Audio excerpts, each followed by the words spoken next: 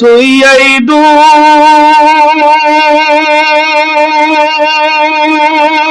দুনিয়ার মায়াই পড়ে, ও তুই এই দুনিয়ার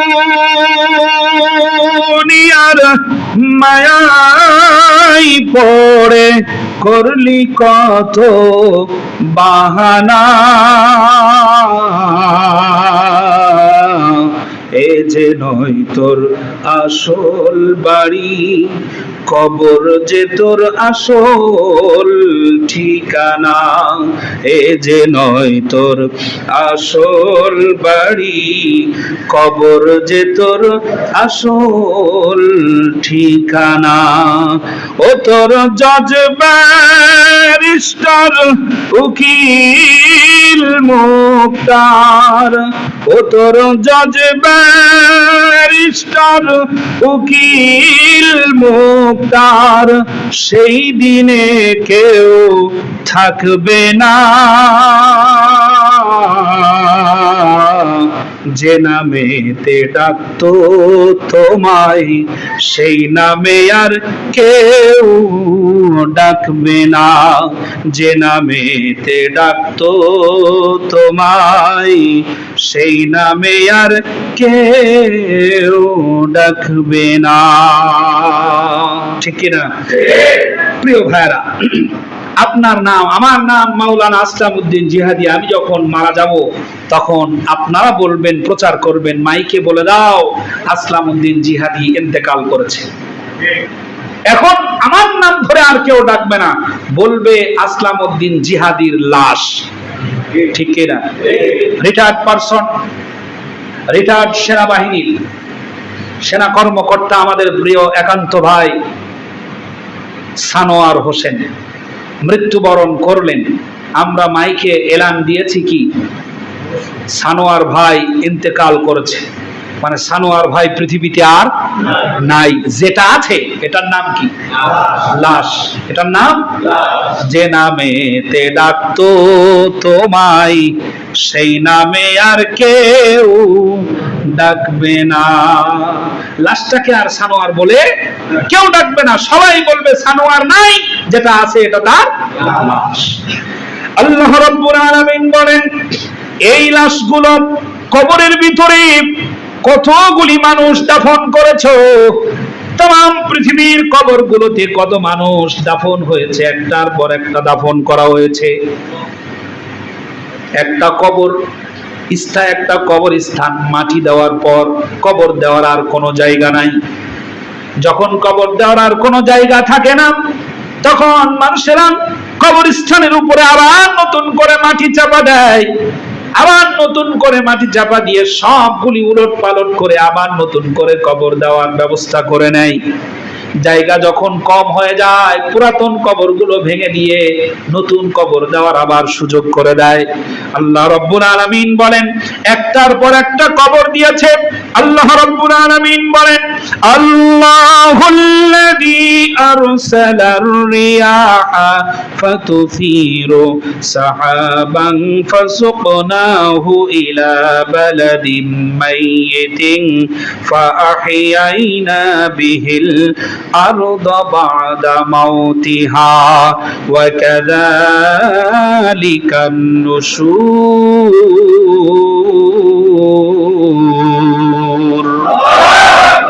আল্লাহ রাব্বুল আলামিন বলেন, ইদা সুলসিলাতিল আরদু জিলজালাহা, যখন আল্লাহ রাব্বুল আলামিন ধাক্কার পর ধাক্কা দিয়ে থাকবে, চূড়ান্ত পর্যায়ের ভূমিকম্প আল্লাহ রাব্বুল আলামিন জমিনের উপরে যখন ধাক্কাইতে থাকবেন, মাটি ধাক্কা সহ্য করতে না পেরে মাটির ভিতরে যা আছে সব বের করে দেবে। মাটির ভিতরের মানুষগুলো থাকলে বেরিয়ে যাবে। আপনি যদি এই কথাটা একটু প্রমাণ যদি আপনি করতে চান, তাহলে পরে কোনো মানুষকে পেট ভর্তি করে খাবার দেওয়ার পর খাবার খাওয়া যদি শেষ হয়ে যায়, আর তাকে যদি চূড়ান্ত পর্যায়ের একটা রোলার কোস্টারে যদি চড়াইয়া দেন, পার্কে নিয়ে গিয়া কয়েকবার ঘোরার পরে গলা দিয়ে ওর পেটের ভাতগুলো বের হয়ে আসতে বাধ্য হবে। কথা ঠিক? অথবা আপনি যদি তাকে প্রচন্ড গতিতে ঝাঁকুনি দেন, বলবে ভাই পেট ভরা আর ঝাঁকাও না, জোকস বলে তাকে বেশি হাসানোর চেষ্টা করেন, লোকটা বেশি হাসতে না পেরে স্থান ত্যাগ করবে, বেশি হাসা যাবে না, কারণ আমার পেট ভরা, যদি বেশি হাসতে যাই তাহলে ক্ষতি হয়ে যেতে পারে। জমিনের ভিতরে খনিজ সম্পদ, জমিনের ভিতরে কত খনিজ সম্পদ আল্লাহ রাব্বুল আলামিন রেখেছেন। জমিনের ভিতরে গ্যাস, জমিনের ভিতরে সোনা, জমিনের ভিতরে তেল, জমিনের ভিতরে কত পদার্থ আল্লাহ রাব্বুল আলামিন রেখেছেন। আপনি জমিনের ভিতরে কত মানুষকে দাফন করেছেন, আপনি জমিনের ভিতরে কত কুকুরকে শুইয়ে দিয়েছেন, জমিনের ভিতরে কত শিয়াল ঘুমিয়ে আছে, জমিনের ভিতরে কত প্রাণী জগৎ ঘুমিয়ে আছে। জমিনটা ভার হয়ে গেছে। আল্লাহ রাব্বুল আলামিন যখন ধাক্কা দিবেন, আল্লাহ পাক বলেন ওয়া ইলাল কুবুর বুসিরাত। আল্লাহু আকবার।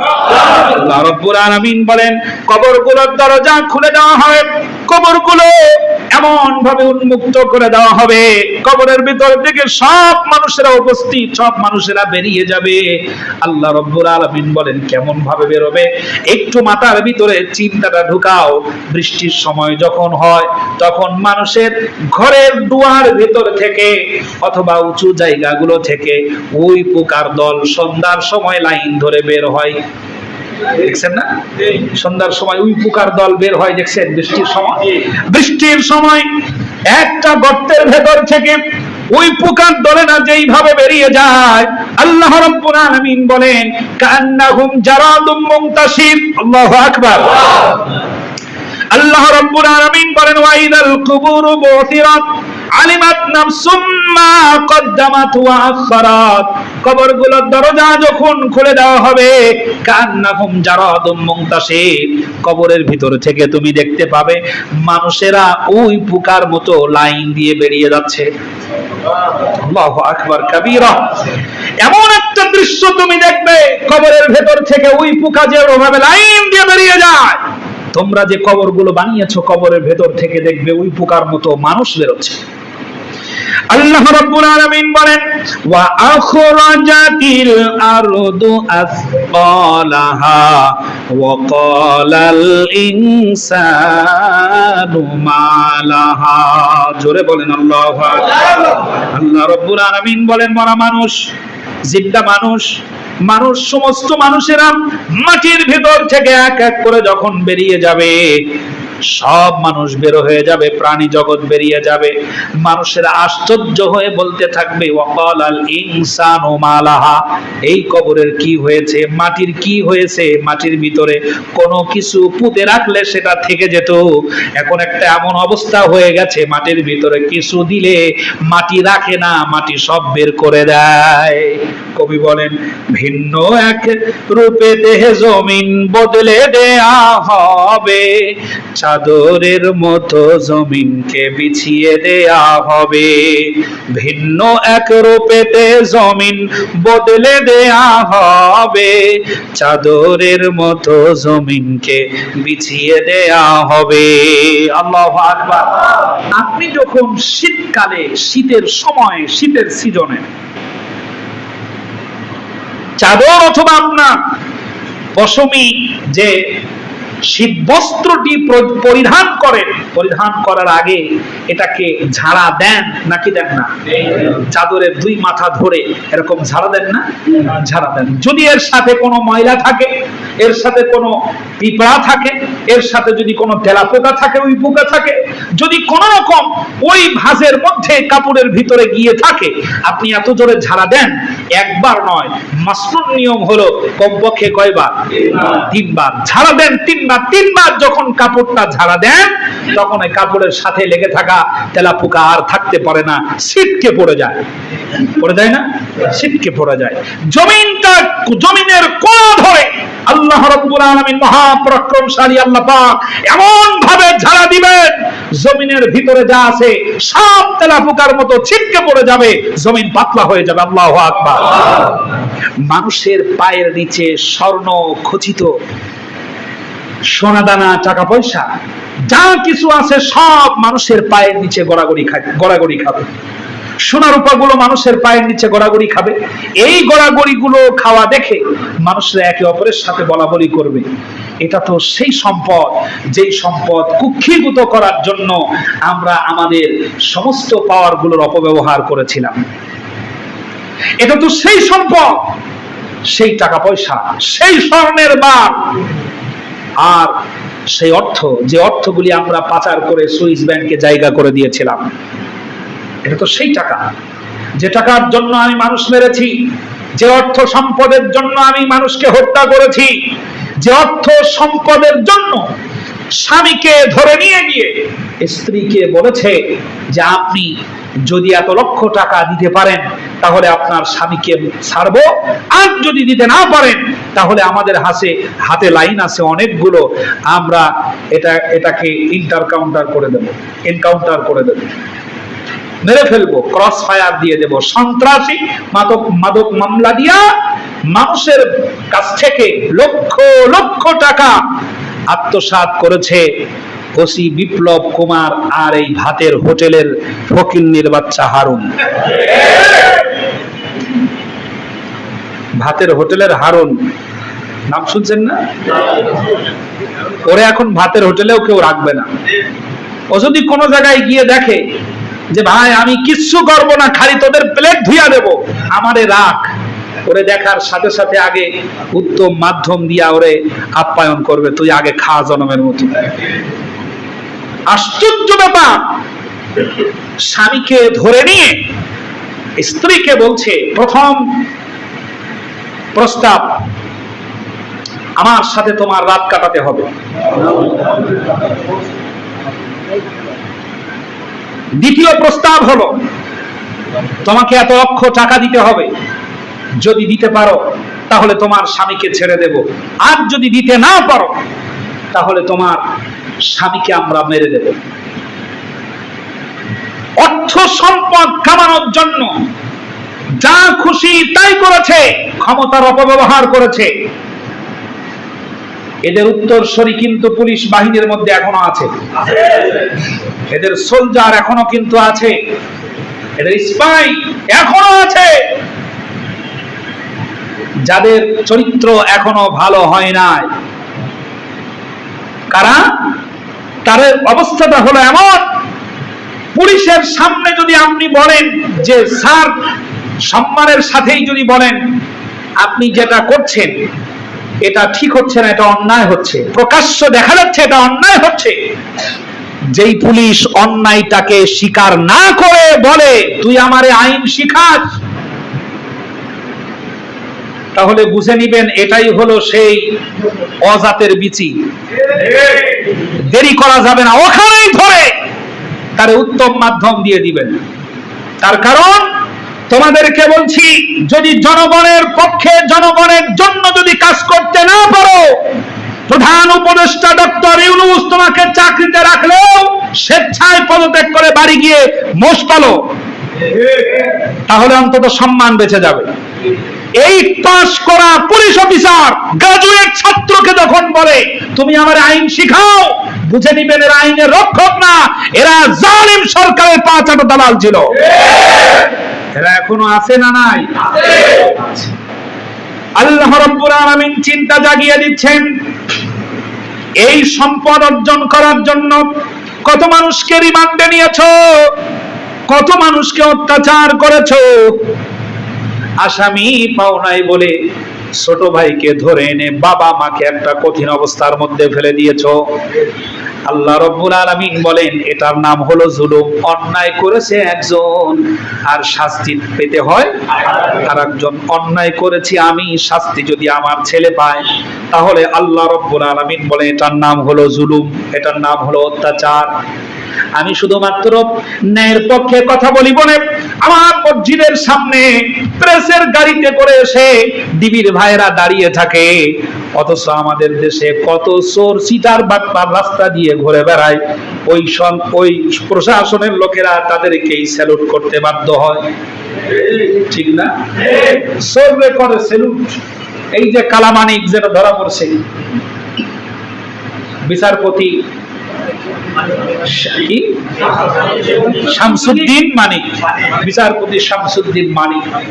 এ তো রাজাকার ছাড়া আর কিছু দেখতো না, ওর বিপক্ষে গেলেই রাজাকার। ওকে যদি কেউ কাউন্টার দেয় কথা, তাইলে সাথে সাথে সেও রাজাকার। যদিও সে মুক্তিযোদ্ধা হয়, তারপরেও সে রাজাকার। ও তো রাজাকার ছাড়া আর চোখে কিছুই দেখতো না। তো আল্লাহ রাব্বুল আলামিন বলছেন, এই মানুষগুলো তাদের অর্থ সম্পদ কুক্ষিগত করার জন্য যেই কষ্টটা স্বীকার করেছে, যা করা দরকার তাই করেছে, ওরা তখন কিয়ামতের ময়দানে এই সম্পদগুলো দেখবে আর বলবে, পা দিয়ে নাড়া দেবে আর বলবে, এটা তো সেই সম্পদ যেই সম্পদ অর্জন করার জন্য আমরা আমাদের ক্ষমতার চূড়ান্ত অপব্যবহার করেছিলাম। আল্লাহ রাব্বুল আলামিন বলেন, কিয়ামতের কঠিন ময়দানে মানুষেরা এই সমস্ত বিষয়গুলো দেখার পরে তাদের অন্তরে লজ্জা জাগবে, তাদের অন্তরে ভয় জাগবে, তাদের চক্ষু লজ্জা সৃষ্টি হবে। আল্লাহ রাব্বুল আলামিন বলেন, সমস্ত কিছু জমিনের উপরে গড়াগড়ি খাবে আর মানুষেরা তখন বলতে থাকবে, খুশআন আবসারুহুম ইয়াখরুজুনা মিনাল আজদাথি কাআন্নাহুম জারাদুম মুনতাশির। জোরে বলেন আল্লাহু আকবার। তখন তুমি দেখবে তারা আতঙ্কিত হয়ে পড়ছে, তারা ভয়ের চোটে অস্থির হয়ে যাচ্ছে। এই সম্পদ অর্জনের জন্য আমরা যা করেছি সবগুলো আমাদের চোখের সামনে এখন আল্লাহ রাব্বুল আলামিনের সামনে সব প্রকাশ হয়ে যাবে। কিভাবে আমাদের জীবন রক্ষা হবে? প্রিয় ভাইরা, আল্লাহ রাব্বুল আলামিন কিয়ামতের ময়দানে অপরাধী, আসামি আর বাদী আর বিবাদী দুইটাকে এক জায়গায় করে দাঁড় করাবেন। কোরআন বলছে, আমি নয়। কে বলছেন? আল্লাহ রাব্বুল আলামিন বলছেন, দুইটাকে এক জায়গায় দাঁড় করায় দেবে। আমাকে যারা অনুসরণ করেছে তাদেরকে আল্লাহ পাক এক জায়গায় দাঁড় করাবেন, আর যারা অনুসরণ করেছে আমাকে এক জায়গায় দাঁড় করাবেন, যারা অনুসরণ করেছে তাদেরকে আল্লাহ পাক এক জায়গায় দাঁড় করাবেন। ভালো করে বুঝুন। যদি আপনি কোন নেতার অনুসরণ করে থাকেন, বঙ্গবন্ধুর অনুসারী আছে নাকি নাই? বঙ্গবন্ধুকে দাঁড় করানো হবে এক জায়গায়, আর তার অনুসারী যারা তাদেরকে দাঁড় করানো হবে লাইন দিয়ে। কথাটা কার? আল্লাহ পাক বলছেন, আমি আয়াতে কারিমার দলিল দিচ্ছি। আল্লাহ রাব্বুল আলামিন বলছেন, ইয়াউমা ইয়াহশুরুহুম ওয়া মা ইয়াবুদুনা মিন দুনিল্লাহ ফায়াকুলু আনতুম আদলালতুম ইবাদি হাউলাই আম হুম দাল্লুস সাবিল। আল্লাহু আকবার। পরিষ্কার করে বলছেন আল্লাহ পাক, অনুসারী যাকে অনুসরণ করা হয়েছে তাকে দাঁড় করানো হবে, আর যারা অনুসরণ করেছে তাদেরকে দাঁড় করানো হবে। বঙ্গবন্ধুকে দাঁড় করানো হলো, আর বঙ্গবন্ধুর অনুসারী যারা তাদেরকে দাঁড় করানো হলো। বঙ্গবন্ধু দাঁড় করানোর পরে প্রশ্ন করা হচ্ছে, আনতুম আসাদ্দু, তাকে প্রশ্ন করা হচ্ছে, ইয়াউমা ইয়াহশুরুহুম ওয়া মা ইয়াবুদুনা মিন দুনিল্লাহ ফায়াকুলু আনতুম আদলালতুম ইবাদি হাউলাই আম হুম দাল্লুস সাবিল। কথা শুনতেছেন? লক্ষ্য করেন, একটা শব্দ যেন বাদ না পড়ে, খেয়াল করেন। বঙ্গবন্ধুকে আল্লাহ পাক প্রশ্ন করবেন এভাবে, তুমি কি এই মানুষগুলোকে বলেছিলে যে আমার নামে মূর্তি বানায়া সেই মূর্তি সকাল সন্ধ্যা পূজা করবি? প্রশ্ন করবে আল্লাহ কাকে?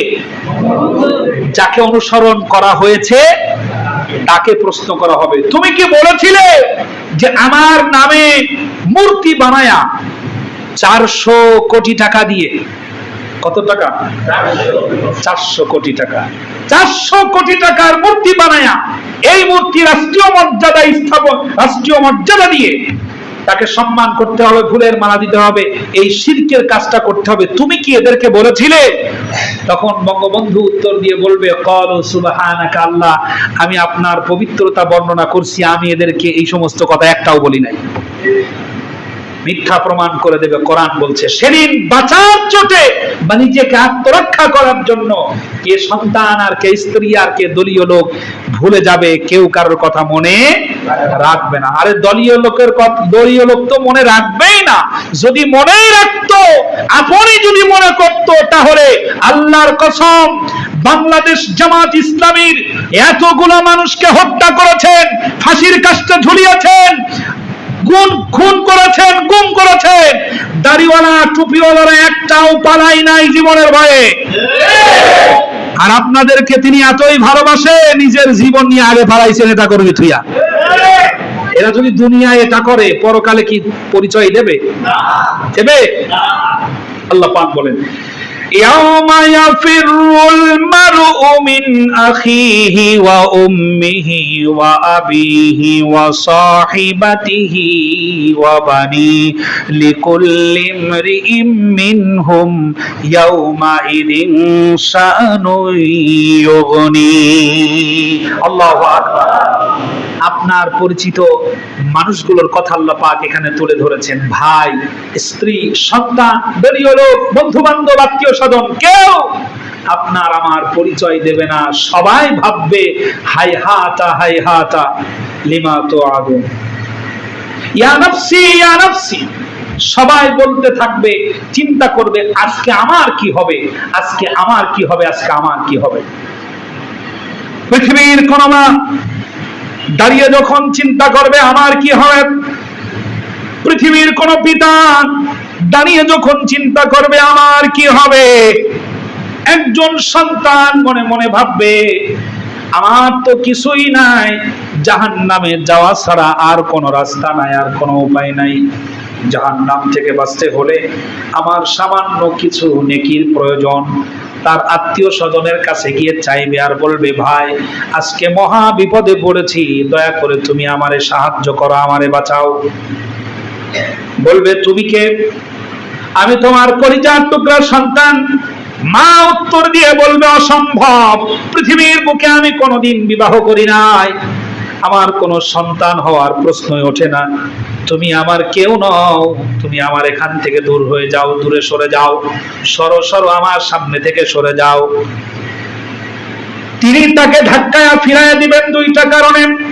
এক নাম্বার, যেন তাকে কিছু দেওয়ার প্রয়োজন না হয়। দুই নাম্বার, আল্লাহ পাক যদি জেনে যায় এ ছিল আমার সন্তান, আর এর গুনার কারণে যদি আমাকে নতুন করে আবার অপরাধী সাব্যস্ত করা হয়, এই জন্য সবাই সবার থেকে মুখটা লুকাবে, সবাই সবার থেকে পরিচয় গোপন করবে, কেউ কারোর সাথে সাক্ষাৎ করবে না, কেউ কারোর পাশে এসে দাঁড়াবে, বলবে খবরদার তুমি আমার পাশে দাঁড়ায়ও না, ওখান থেকে একটু সরে যাও।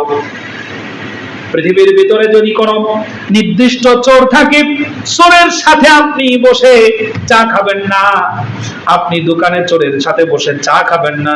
এখানে যদি একটা চোর ধরা পড়ে, আর উত্তর গাজীর চটের এই বাইতুল হামিদ আলিয়া মাদ্রাসার মহল্লার মানুষেরা যদি সেই চোরটাকে ভালো করে চিহ্নিত করতে পারে, হ্যাঁ লোকটা চোর ছিল, ওই চোর যদি চার দোকানে বসে, তাহলে আত্মসম্মান বোধওয়ালা ব্যক্তিরা বলবে খবরদার অমুকের সঙ্গে বসে চা খাওয়া যাবে না। কেন? সাধারণ মানুষ যখন আমাকে দেখবে যে আমি অমুকের সাথে বসে চা খাচ্ছি, তখন হয়তো তারা ধারণা করতে পারবে চোরের সাথে আমারও কোনো সম্পর্ক আছে। এজন্য চোরের মন পুলিশ পুলিশ। প্রিয় বন্ধুগণ, কিয়ামতের ময়দানে মা বাবা তার সন্তানের পরিচয় গোপন করবে। এক নাম্বার, সন্তানের অপরাধের কারণে আমাকে যেন শাস্তি পেতে না হয়। দুই নাম্বার, তাকে যেন কিছুই দিতে না হয়। লোকেরা তখন চতুর্দিক থেকে ফিরে যাবে, চিৎকার করতে থাকবে, কাঁদতে থাকবে, আমার মা আমার পরিচয় দিল না, আমার বাবা আমার পরিচয় দিল না, আমার স্ত্রী আমার পরিচয় দিল না। স্ত্রীরা তো প্রথম থেকেই পরিচয় দেবে না, কারণ পৃথিবীর এখানে আমরা যারা বসে আছি, আমার কথা যারা নারীরা যারা শুনছে এবং আমার কথা পুরুষেরা যারা শুনছেন, ভালো করে লক্ষ্য করেন, এই পৃথিবীর জমিনে আপনার স্ত্রীর সাথে যদি ঝগড়া লেগে যায়, মুহূর্তের ভিতরে আপনার স্ত্রী আপনার নামে আশুলিয়া থানায় মামলা করে দেবে, ঠিক না? আপনি যদি অল্প সম্পদ তারে কম দেন, তাহলে বলবে তুমি আমারে ভালোই বাসো না। আপনি যদি এক ঈদে তার চাহিদা মোতাবেক মার্কেট করে দিতে না পারেন, তাহলে বলবে তোমার হাতে পড়ে কোনোদিন শান্তি পেলাম না, সারা জীবন শুধু কষ্টই করে গেলাম, আমাকে শান্তি দিতে পারলে না। অথবা যদি আপনি তাকে সামান্য কিছু কম দিতে থাকেন, জমি জায়গা অথবা ঝগড়া যদি লেগে যায়, স্ত্রীরা স্বামীর বিরুদ্ধে মামলা করে দেবে তার নিজের অধিকার রক্ষা করার জন্য। কিয়ামতের কঠিন আদালতে আপনার পাশে থেকে পরিচয় দেবে, এটা দুনিয়ার আচরণ দেখে বিশ্বাস হয় না। আল্লাহ রাব্বুল আলামিন বলেন, স্বামী থেকে স্ত্রী আলাদা, স্ত্রী থেকে স্বামী আলাদা হয়ে গেছে, কেউ কারোর পরিচয় দিতে চাইবে না, সবাই নৈরাশ হয়ে ফিরে যাবে। সবাই চিন্তা করবে একটা, আজকের কিয়ামতের ময়দানে এরিয়া ছেড়ে যদি পালিয়ে যেতে পারতাম, আজকের কিয়ামতের ময়দানে এই জায়গা ছেড়ে যদি পালিয়ে যেতে পারতাম তাহলে বড় ভালো হতো। আল্লাহ পাক রব্বুল আলামিন বলেন, আইনাল মাফার কাল্লা লা ওয়াজারা ইলা রাব্বিকা ইয়াউমা ইদিনিল মুস্তাকার। জোরে বলেন আল্লাহু আকবার। আজকে ভাববার মতো সামান্য কোনো জায়গা নাই যেখানে যাবে ওই জায়গা চিৎকার করে আল্লাহকে বলে দেবে, আল্লাহ তোমার দুশমন, তোমার পাপী পাপিষ্ঠ তোমার এই বান্দা আমার এই দিক দিয়ে হেঁটে যায়। আজকের অবস্থা তাই হয়েছে না? কিয়ামত দেখার জন্য আল্লাহ রাব্বুল আলামিন তিনটি সূরা দিয়েছেন। ইদা শামসু কুবিরাত, ইদা সামাউ ফাতারাত ওয়া ইদা সামাউ শাক্কাত। এই তিনটি সূরা কিয়ামত সচক্ষে দেখার জন্য আল্লাহ রাব্বুল আলামিন দিয়েছেন। যদি কেউ কিয়ামতটা সচক্ষে দেখতে চায় তাহলে সেজন্য এই তিনটি সূরা পড়ে। এখন কিয়ামতের ময়দানে কেউ কারোর পরিচয় দেবে না। যখন পালাবার জন্য চিন্তা করবে, এরিয়া ছেড়ে চলে যাব, সীমানার বাহিরে চলে যাব, যেন আল্লাহ ধরতে না পারে, পাগলামি বুদ্ধি সেখানেও করবে, সেখানেও করবে। সূরা ইয়াসিনে আপনারা পড়েছেন, ওয়া তুকাল্লিমুনা আইদিহিম ওয়া তাশহাদু আরজুলুহুম বিমা কানু ইয়াকসিবুন। মানুষের ঠোঁট আল্লাহ কি করবে? সেলাই করে দেবে। ঠোঁট যখন সেলাই করে দেবে, ঠোঁট সেলাই করার প্রয়োজনীয়তা কি? ঠোঁট কেন সেলাই করবে আল্লাহ? কারণ ঠোঁট দিয়ে তখনও মিথ্যা কথা বলছে, তখনও বলছে আপনজন হারানোর ব্যথা আমার চাইতে কেউ বোঝে না। অথচ হাজার হাজার মায়ের বুক খালি করে দিচ্ছে, জাতির সামনে কালো কাপড়ে আবৃত হয়ে তার স্পেশাল টিস্যু হাতে নিয়ে গোটা জাতিকে ধোঁকা দেওয়ার চেষ্টা করছে, আর বলছে আপনজন হারানোর ব্যথা আমার চাইতে কেউ বোঝে না। অথচ হাজার হাজার ছাত্রদেরকে মেরে হত্যা করে শাপলা চত্বরটাকে রক্তে লাল করে দিয়েছে। এই মিথ্যা বলি শুধু দুনিয়াতে না, আখিরাতেও বলবে, ওই দিনও বলবে। কিয়ামত দেখতে চান? আপনারা আরো ভালো করে তিনটা সূরা মিলায়া মিলায়া পড়বেন, দেখতে পাবেন কিয়ামত তার নকল কপিয়ে দুনিয়াতে দেখা যাবে। এখন এই মানুষগুলো যখন মিথ্যা বলতেই থাকবে, আল্লাহ রাব্বুল আলামিন বলবেন এই বান্দা শুধরাবে না, হে ফেরেশতারা এর ঠোঁট সেলাই করে দাও। দুই ঠোঁট আগুনের সুতা দিয়া সেলাই করে দেওয়া হবে, সিমেন্টেড করে দেওয়া হবে। এই ঠোঁট দিয়ে আর কোনো শব্দ বেরোবে না। বড় আশ্চর্যের ব্যাপার হলো হাতের আঙ্গুলের মাথাগুলো জবান ফিরে পাবে। কি আশ্চর্য ব্যাপার! আপনার এই আঙ্গুলের মাথাগুলো হা করে কথা বলছে। ভাবুন, আপনার পা গুলো তার সাক্ষী দিচ্ছে, অতা শাহাদু আরজুলুহুম বিমা কানু ইয়াকসিবুন। শরীরের চামড়া বলছে আল্লাহ তোমার এই বান্দা যা বলছে সব মিথ্যা, আমরা যেটা বলছি সেটাই সত্য। পা তার সাক্ষী, রাজ সাক্ষী হচ্ছে পা। পা বলছে আল্লাহ এ কথা চূড়ান্ত সত্য, কারণ আমাকে সম্পদ কুক্ষিগত করার জন্য ওই হাত যে বলল যে আমার দিয়ে চুরি করে সই করছিল, আমি পা তার সাক্ষী, আমার দিয়ে হেঁটে হেঁটে গিয়েছিল সেখানে। এই সাক্ষীগুলো যখন তারা দেবে তখন মানুষেরা অস্থির হয়ে যাবে, হয়রান হয়ে যাবে। কি আশ্চর্য ব্যাপার, কি আশ্চর্য ব্যাপার! চামড়া তোমার কত আদর করলাম, কত কিছু দিলাম, শীতকালে যেন শীত না লাগে, তুমি যেন ফেটে চৌচির হয়ে না যাও, সেজন্য কত দামি লোশন ব্যবহার করলাম, আর আজকে তুই আমার বিরুদ্ধে সাক্ষী দিস বেটা। তখন পা তার জবান খুলে যাবে, হাতের জবান খুলে যাবে, তখন তারা বলবে দুনিয়াতে তোমাকে থামানোর চেষ্টা করেছি কিন্তু পারিনি, আজকে বলার সুযোগ যখন পেয়েছি যা আমার মধ্যে আছে একটাও গোপন রাখবো না, সব বের করে দেব। এই সমস্ত কথা আল্লাহ রাব্বুল আলামিন কোরআনুল কারীমের ভিতরে বলে বলে দিয়েছেন। সুবহানাল্লাহ। দ্বিতীয় নাম্বার কথা হলো আলিমাত নাফসুম মা কদ্দামাত ওয়া আখারাত। লক্ষ্য করুন,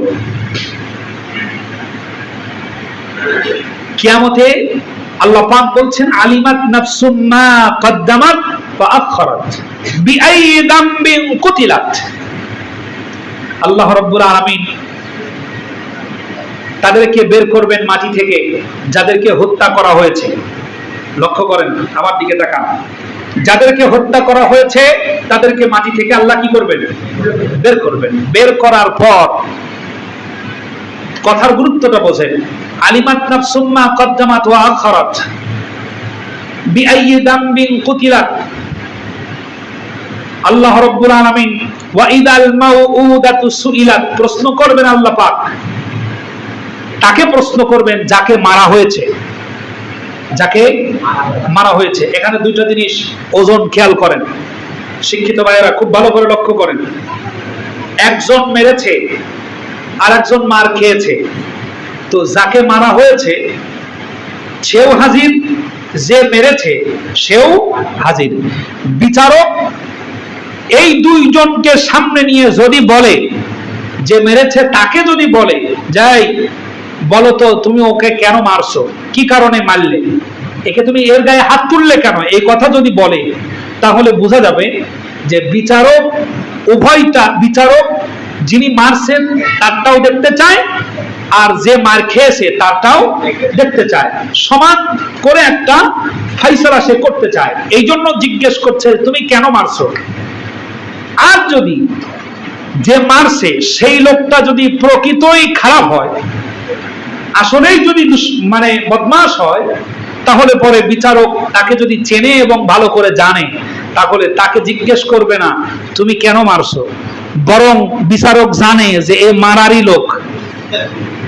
কথা কি বুঝাতে পারছি? বিচারক জানে যে এ মারারি, ও যে আচরণ, ও বদমাইশ, ও এই কামি করে বেড়ায়, সুতরাং ওর কাছে মারছো কেন এটা জিজ্ঞেস করার দরকার নাই। একবারে জিজ্ঞেস করবে, ভিকটিমকে বলবে তোমাকে কেন আঘাত করা হয়েছে বলো। আর এটা হলো কোরআনুল কারীমে বলছে, এটা হলো একটা চূড়ান্ত পর্যায়ের ধমক। আল্লাহ রাব্বুল আলামিন বলেন ওয়া ইদাল মাউউদাতু সুইলাত, যে মেরেছে আল্লাহ পাক তাকে প্রশ্ন না করে যাকে মারা হয়েছে আল্লাহ রাব্বুল আলামিন তাকে বলবেন বিআইয়ি দামবিন কুতিলাত, বলো কোন অপরাধে তোমাকে হত্যা করা হয়েছে। যে হত্যা করছে আল্লাহ তাকে প্রশ্ন করবে না, প্রশ্ন করবে তাকে যাকে মারা হয়েছে। যাকে মারা হয়েছে তাকে উঠায়া প্রশ্ন করবে, বলো তোমাকে কেন মারা হয়েছে। তাফসীরবিদগণ বলেন এটা একটা চরম ধমক, যে ব্যক্তি মারছে তার জন্য চরম ভয়ের কারণ হবে। কারণ যে মারছে তার সম্পর্কে সবচাইতে ভালো জানেন কে? আল্লাহ চাইতে আর ভালো কেউ জানে? কেউ জানে না। এখন সাংবাদিকেরা লালটাকে সাদা বানায়া দিল, এরকম সাংবাদিক আছে না? যাদেরকে এক নামে বলা হতো হলুদ মিডিয়া। সাংবাদিক হলো জাতির বিবেক বলা হয়, সাংবাদিকদেরকে কি বলা হয়? জাতির বিবেক। কিন্তু সাংবাদিকগণ এমন ভাবে বিক্রি হয়ে গিয়েছিল, এরা এখনো বিক্রি আছে, আছে না? আছে। মানবতার কল্যাণে শত শত আলেম, ইসলামী আন্দোলনের কর্মীরা লক্ষ লক্ষ কোটি কোটি টাকা ব্যয় করছে কুমিল্লা, ফেনী, চাঁদপুর এবং এই চট্টগ্রামের বানভাসী অঞ্চলগুলোতে। আমাদের দেশের সাংবাদিকরা আমাদের চ্যানেলগুলো খুব বেশি একটা দেখাচ্ছে না, বিব্রতকর অবস্থায় যেটা পড়ছে সেই জায়গাগুলো একটু দেখানোর চেষ্টা করছে। ইসলামী আন্দোলনের কর্মীরা যে কাজটা করছে এটা যে ভালো, এটা তারা এখনো মেনে নিতে পারছে না। মনে করছে বুবুজান আবার আসবে, আমাদের অবস্থা আবার ভালো করে দেবে, এটা ভাবছে না, এটাই ভাবছে। আমি বলবো যেই চ্যানেলগুলো সত্যনিষ্ঠা সংবাদ দেয় না, আপনারা আন্দোলন করার দরকার হবে না, ঘরে বসে আন্দোলন করবেন। কি? ওই চ্যানেল চালাবেন না, চ্যানেলটা আপনার টিভিতে চালাবেন না। এটার মাইকটা কোথায় আমি আপনাদেরকে বলে দেই। যদি বাংলাদেশের সব ঘরের মানুষেরা নির্দিষ্ট একটি চ্যানেলকে না দেখার সিদ্ধান্ত নেয়, টিআরপি পড়ে যাবে, চ্যানেলও আর চালু রাখতে পারবে না, আপনি খেতা কম্বল গুটাতে বাধ্য হবে। কিচ্ছু করা লাগবে না, শুধু এই চ্যানেল বন্ধ করে দিবেন, আর দেখবেন না ওই চ্যানেলটা। বঙ্গবন্ধুর একটা কথা মনে আছে, যদি টেলিভিশন আমাদের কথা না বলে বাঙালি টেলিভিশনে যাবেন না, যদি রেডিও আমাদের কথা না বলে বাঙালি রেডিওতে যাবেন না। তার মানে ও রেডিও আর দেখা শোনার দরকার নাই, টেলিভিশন আর দেখার দরকার নাই। ইসলামী আন্দোলনের কর্মীরা এত জনগণের কল্যাণে এত কাজ করে যাচ্ছে, আমাদের টেলিভিশনের ক্যামেরাগুলো সেখানে থাকে না। কোথায় হাতি মরে গেছে, কোন জায়গার সাপরে পাখি খাওয়াচ্ছে, অন্ধ সাপ কি করে এত দূর থেকে এত দূর আসলো? রাসেল ভাইপা, কি রাসেল ভাইপা, সব সাংবাদিকেরা জানো রাসেল ভাইপোরে নিয়ে এমন পড়া পড়লো সে সাপরে ভাইপো বানায় ফেলাইল। কি অবস্থা করে ফেললো! এত মানবতার মানব পচে গলে দুর্গন্ধ হয়ে যাচ্ছে, এগুলো জাতির সামনে প্রকাশ না করা, এটা সাংবাদিকতার সাথে চরম বিশ্বাসঘাতকতা করা। যে বিশ্বাসঘাতকতা করতে পারে নাই বলে সাগর রুনিকে পরিকল্পিতভাবে হত্যা করা হয়েছে। সাংবাদিক দম্পতি সাগর রুনির বিচার আজও হয় না, তবে বিচার হবে ইনশাআল্লাহ। এই বিচারের কাঠগড়া, বিচারের প্রক্রিয়া সম্পর্কে আল্লাহ রাব্বুল আলামিন বলছেন কোরআনুল কারীমের ভিতরে। আমরা এর তৃতীয় পাঠ আগামী জুমাতে করব ইনশাআল্লাহ। দাওয়াত রইল, আপনারা আসবেন এবং একজন আরেকজন বন্ধুকে সাথে করে আনবেন। কোরআনের একটি লফজ, একটি শব্দ কোন বন্ধু যদি গ্রহণ করে আর তার জীবনের একটা পাপও যদি ছেড়ে দেয়, আল্লাহ রাব্বুল আলামিন আপনাকে যে প্রতিদান দান করবেন সেটা জান্নাতের কারণ হয়ে যাবে। আল্লাহ রাব্বুল আলামিন কোরআনের জন্য আমাদেরকে কবুল করেন, বলেন আমিন।